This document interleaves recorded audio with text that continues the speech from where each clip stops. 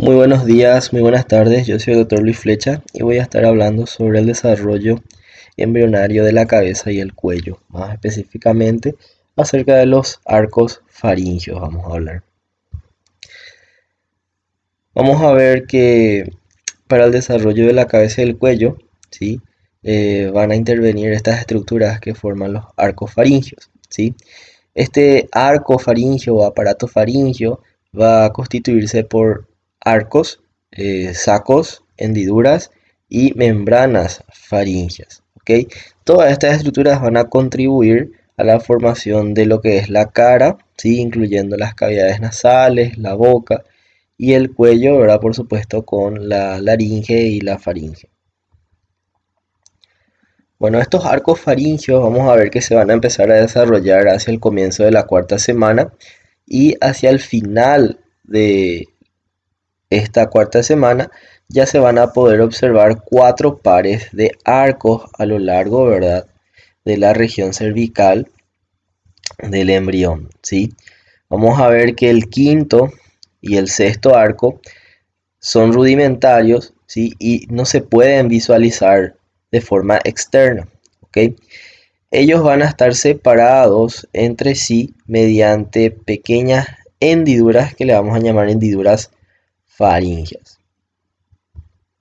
Entonces aquí tenemos una imagen del embrión donde podemos visualizar, ¿verdad?, pequeñas estructuras en forma de arcos, ¿sí?, que son los arcos faringios. Y fíjense cómo entre ellos, entre los arcos faringios, ¿verdad?, tenemos el primero, ¿sí?, tenemos el segundo, el tercero, y entre ellos tenemos las hendiduras faringias. Bueno, estos arcos faringios van a estar compuestos por un mesénquima, ¿sí? Van a estar revestidos externamente por ectodermo e internamente van a estar revestidos por endodermo, ¿sí? Vamos a ver que ese mesénquima deriva del mesodermo, ¿sí? Y ese mesodermo prácticamente completa o forma totalmente el componente de estos arcos faringios en la tercera semana. Pero más allá, ¿verdad? En la cuarta semana vamos a ver que este mesénquima va a ser invadido por células de otros lugares, ¿verdad? Por ejemplo, las crestas neural, ¿sí? Van a migrar y van a ocupar el mesénquima de los arcos faringios. Y a esto también se le van a sumar células, por ejemplo, del mesodermo paraxial, que se van a diferenciar hacia células musculares, ¿verdad? Serían los mioblastos. Y también del mesodermo lateral van a migrar células que se van a diferenciar hacia células endoteliales, que serían los angioblastos. Entonces aquí tenemos una imagen esquemática donde podemos identificar a lo largo de la región cervical, a los lados, ¿sí?, rodeando, ¿verdad?, a el aparato faringio, un sistema de arcos, ¿sí? Estos arcos son 1, 2, 3, 4, ¿sí? Y el quinto muchas veces no se forma y luego tenemos el sexto arco faringio. Vamos a ver que cada arco va a estar revestido por fuera por ectodermo y por dentro por endodermo. Y por supuesto dentro de los arcos tenemos el mesénquima, ¿sí? Vamos a ver que dentro de cada arco, por supuesto, vamos a tener una arteria, ¿sí?, que va a corresponder a las arterias de los arcos faringios. También le va a acompañar una estructura nerviosa y también le va a acompañar un grupo muscular en específico.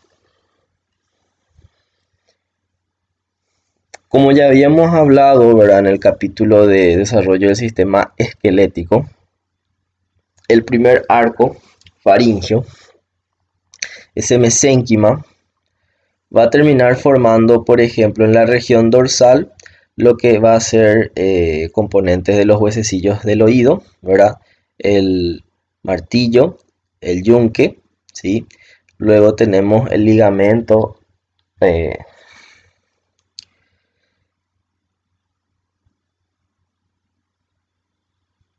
luego tenemos, por ejemplo, como les dije, ¿verdad?, el ligamento, sería el ligamento esfenomandibular, y en la porción ventral va a formar lo que es el hueso mandibular. No nos olvidemos que este hueso mandibular se forma mediante osificación intramembranosa del mesénquima que está alrededor a esta estructura cartilaginosa que se llamaba cartílago de Merck. ¿Okay? El segundo arco faríngeo también se divide en un componente dorsal y un componente ventral.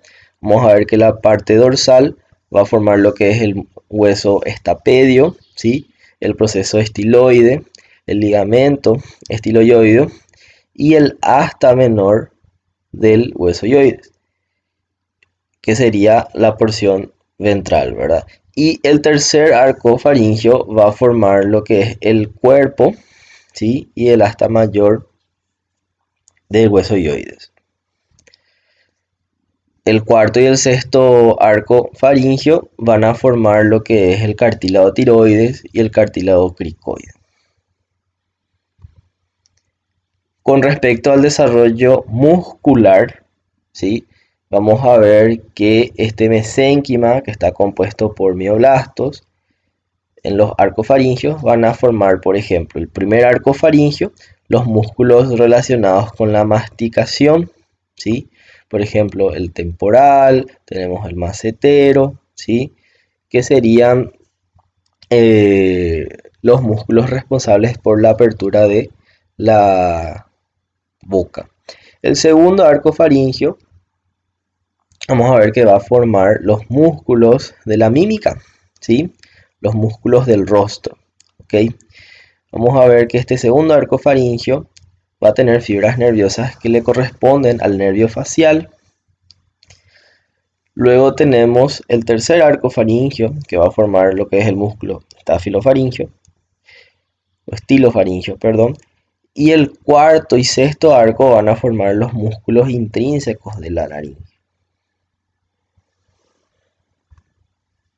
Entonces aquí tenemos una imagen para mostrarles, ¿verdad? Los grupos musculares, ¿sí? Y los nervios craneales que le corresponden. Como les dije, el nervio facial va a ser el responsable o el encargado del segundo arco faríngeo y va a inervar principalmente los músculos de la región facial, ¿sí? Responsables de la expresión facial. Luego tenemos el primer arco faríngeo que va a formar los músculos de la masticación y estos están inervados por el trigémino. Luego tenemos el tercer arco faríngeo que tiene al nervio glosofaríngeo y tenemos el cuarto y sexto arco faríngeo que tiene, ¿verdad?, a la rama superior y rama inferior del nervio vago y inerva los músculos intrínsecos de la laringe.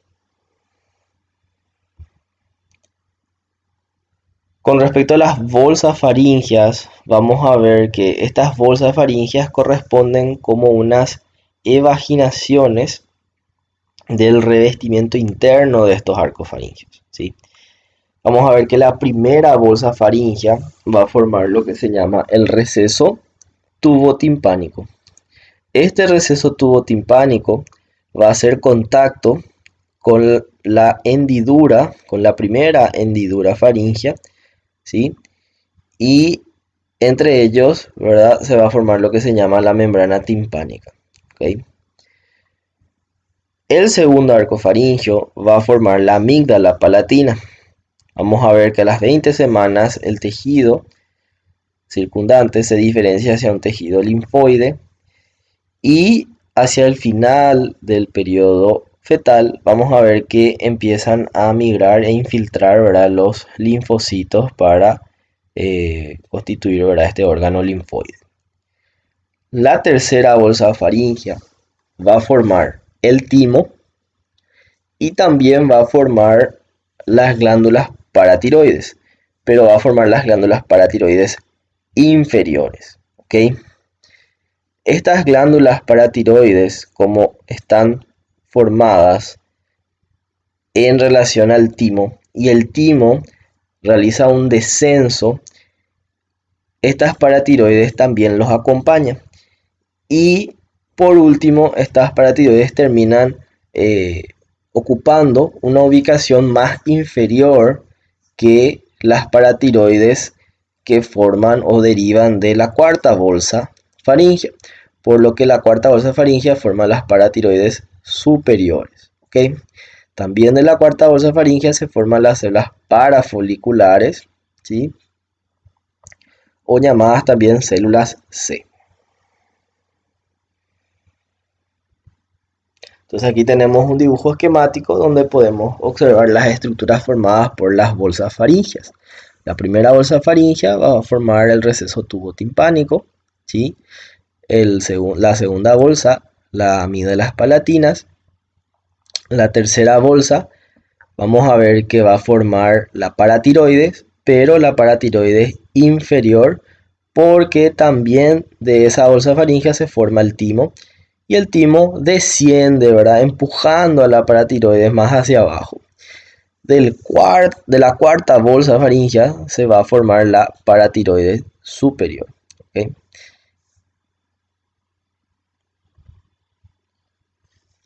Bueno, y las hendiduras faríngeas serían esos espacios que quedan entre los arcos faríngeos hacia la parte externa. Vamos a ver que hay 4 hendiduras, pero solamente la primera hendidura es la importante. Las restantes van a terminar desapareciendo, y si persisten terminan formando un defecto, ¿sí? Que le vamos a llamar seno cervical. Estos defectos son bastante comunes, ¿sí? Y no tienen importancia clínica. Vamos a ver que la primera hendidura va a contribuir con el receso tubotimpánico para formar lo que es, ¿verdad?, el conducto auditivo. Más específicamente el conducto auditivo externo va a derivar de esta primera hendidura faríngea.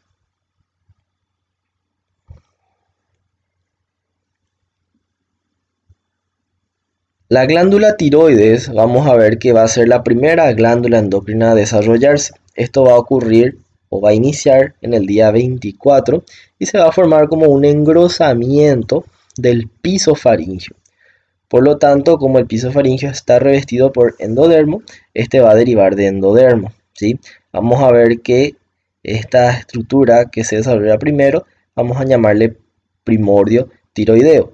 Este primordio tiroideo va a realizar un descenso, y ese descenso va a ubicarle ventralmente al hueso hyoides y luego ventralmente hacia los cartílagos laringeos. Vamos a ver que va a tener una conexión por corto tiempo con la faringe, ¿sí? O con el piso de la faringe, y ese conducto que lo conecta se va a llamar conducto tirogloso, que luego termina por desaparecer. Vamos a ver que la forma y la localización definitiva de la glándula tiroides alcanza en la séptima semana. También en la séptima semana va a ocurrir el cierre del conducto tirogloso, y lo único que va a quedar de ese vestigio va a ser el foramen ciego. Vamos a ver que en la semana 11 ya empiezan a aparecer los folículos con su contenido en coloide. Vamos a ver que en la semana 20 ya empiezan a producir hormonas, y estas hormonas van a alcanzar valores normales, por decirlo así, hacia el final del desarrollo fetal recién. La lengua, vamos a ver que se va a formar hacia la final de la cuarta semana como una elevación mediana en forma triangular en el piso de la faringe. Vamos a ver que vamos a tener eminencias, ¿sí?, linguales. Vamos a tener una mediana y 2 laterales. Estas van a derivar del mesénquima del primer arco faríngeo. ¿Okay? Vamos a ver que estas eminencias laterales rápidamente van a sobrepasar a la mediana, ¿sí? Y van a formar principalmente lo que es el cuerpo de la lengua, ¿sí? Del segundo arco faríngeo vamos a ver que se va a formar lo que se llama la cópula. y va a estar en relación al foramen ciego donde se formaba el conducto tirogloso.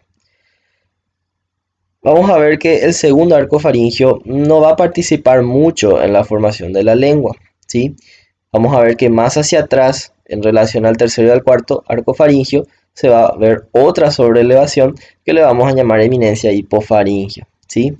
Esta eminencia hipofaríngea va a hacer que la cópula, ¿sí?, derivada del segundo arco faríngeo, termina por desaparecer de forma gradual, ¿sí? Entonces vamos a ver que del tercero y cuarto arco faríngeo se forma lo que es la raíz de la lengua o la parte posterior de la lengua. En la semana 10 y semana 11 vamos a ver que van a empezar a aparecer las papilas filiformes, los botones gustativos un poquito más, ¿verdad? Entre la semana 11 y 13, ¿sí? Y vamos a ver que los reflejos de los músculos faciales, la masticación y el gusto empiezan a aparecer recién entre la semana 26 y 28. Entonces acá tenemos otro dibujo esquemático donde podemos identificar las estructuras que van a participar en la formación de la lengua. Tenemos el primer arco faríngeo, ¿verdad? Las eminencias linguales laterales y mediales. Las laterales son las que crecen principalmente, ¿verdad? Y terminan por formar gran parte de lo que va a ser el cuerpo de la lengua. Vamos a ver que la cópula, que está en relación al foramen ciego, que deriva del segundo arco faríngeo, va a ir desapareciendo gradualmente porque aparece otra eminencia que le vamos a llamar eminencia hipofaríngea, que depende del tercero y cuarto arco faríngeo. Fíjense cómo esa eminencia hipofaríngea del tercer y cuarto arco faríngeo termina por hacer desaparecer de forma gradual a la cópula del segundo arco faríngeo. Por lo tanto, del tercero y cuarto faríngeo derivan lo que va a ser la raíz de la lengua o la base de la lengua.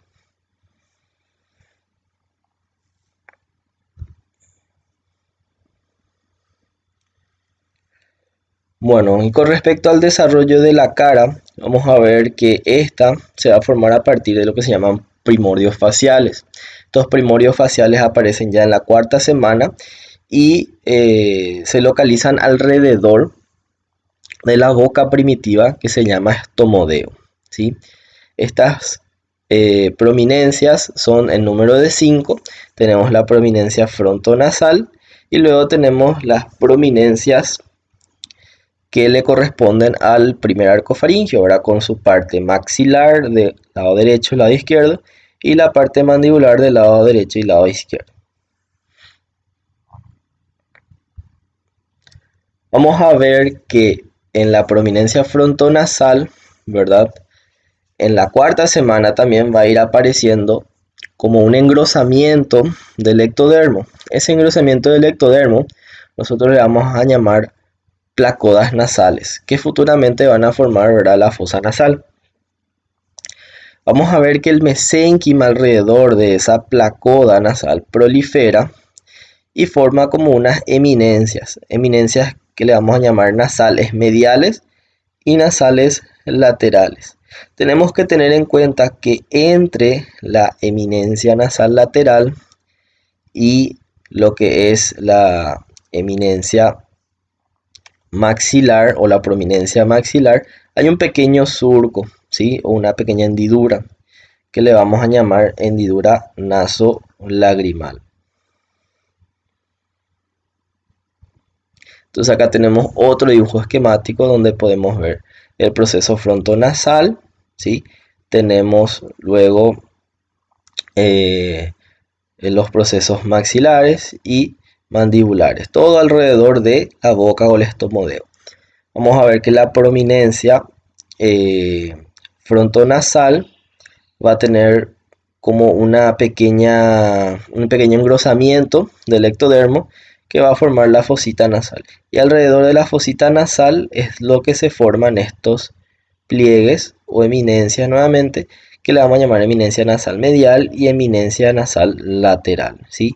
Entre la eminencia nasal lateral y la prominencia maxilar hay un pequeño surco, ¿sí?, que era el surco lagrimal. Acá podemos ver, fíjense, cómo esta prominencia maxilar va a ir desarrollándose cada vez más, ¿sí? Y va a empujar hacia el medio a las prominencias nasales, ¿sí? Que luego, ¿qué van a hacer? Se van a fusionar, ¿sí? Se van a fusionar y vamos a ver que inclusive la prominencia maxilar va a empujar a la prominencia nasal medial hacia adentro. Y esa porción que va a estar hacia adentro le vamos a llamar segmento internasal. Y va a ser importante porque va a formar lo que se llama el paladar primario, que va a ser fundamental para el desarrollo del paladar. Entonces aquí tenemos otra imagen, una imagen de microscopía electrónica de barrido, donde podemos identificar al embrión. Fíjense el proceso frontonasal, tenemos las prominencias maxilares y mandibulares alrededor del estomodeo. Aquí podemos identificar la fosita nasal, fíjense, y alrededor de la fosita nasal tenemos las eminencias o prominencias nasales mediales y laterales. Como les había mencionado, ¿verdad? El proceso o la prominencia maxilar empieza a crecer y empuja o aproxima hacia la línea media, ¿verdad? A estas prominencias nasales mediales y también hacia adentro, ¿sí? Formando lo que se llama el segmento internasal, ¿sí? Entonces acá tenemos, fíjense, un dibujo esquemático donde tenemos la fosita nasal, acá tenemos la prominencia nasal lateral y aquí la prominencia nasal medial. Entonces, el mesénquima, ¿verdad?, que está presente en la prominencia maxilar, va a empujar y va a aproximar a estas prominencias nasales mediales, fíjense, y se va a empujar hacia lo profundo lo que es esta prominencia nasal medial, formando el segmento intermaxilar, ¿ok? Que va a ser futuramente el paladar primario, ¿ok? Bueno, de esa fosita nasal vamos a ver que posteriormente, perdón, de ese engrosamiento nasal, que son las placodas nasales, luego se van a invaginar y ahí van a formar las fositas nasales, ¿ok? Entonces esas fositas nasales se forman en la sexta semana, ¿sí? Vamos a ver que va a estar rodeado por el mesénquima, que va a formar las prominencias nasales, no nos olvidemos, mediales y laterales, ¿sí? No nos olvidemos que las mediales son empujadas hacia la línea media por la prominencia maxilar, ¿sí? Y también hacia adentro, y hacia adentro forma lo que se llama el segmento intermaxilar, que va a formar después el paladar primario, ¿sí? Entonces esta fosita, vamos a ver que va a estar separada de la cavidad oral por una delgada membrana, ¿sí? Que le vamos a llamar la membrana oronasal, ¿ok? Vamos a ver que los senos paranasales van a tener recién un desarrollo ya tardío, hacia los finales del desarrollo fetal, y por supuesto estos senos paranasales van a continuar su desarrollo y crecimiento después de nacer inclusive. Entonces acá podemos ver cómo el engrosamiento del ectodermo, ¿sí?, que va a formar lo que se llama la placoda nasal, luego se invagina formando las fositas nasales, ¿sí? Entonces todo esto va a derivar de ectodermo, ¿verdad? Fíjense, tenemos aquí la fosita nasal y tenemos que está separado de la cavidad oral por una delgada membrana que se llama la membrana oronasal, que luego se rompe, ¿verdad? Se rompe, permitiendo la comunicación entre la fosa nasal y la cavidad oral. Esta comunicación es transitoria porque luego se debe formar el paladar, ¿ok? Entonces, ¿cómo se forma el paladar? Vamos a ver que el paladar se desarrolla entre la sexta y la 12ª semana y la formación del paladar se conoce como palatogénesis, ¿sí? La formación del paladar interviene en dos estructuras, que son el paladar primario y el paladar secundario. La formación y fusión de estas estructuras determinan la formación del paladar, ¿ok? Entonces no nos olvidemos que ese paladar primario derivaba de el proceso frontonasal que tenía la prominencia nasal medial. Esa prominencia nasal medial estaba empujada hacia la línea media por los procesos maxilares y hacia adentro, constituyendo lo que se llama el segmento internasal. Entonces ese es el paladar primario, ¿ok? Entonces acá tenemos, ¿verdad?, el paladar primario. Luego aparece el paladar secundario. El paladar secundario aparece como unas proyecciones del mesénquima que van a estar ubicados por encima de la lengua y van a derivar de la prominencia maxilar, ¿okay?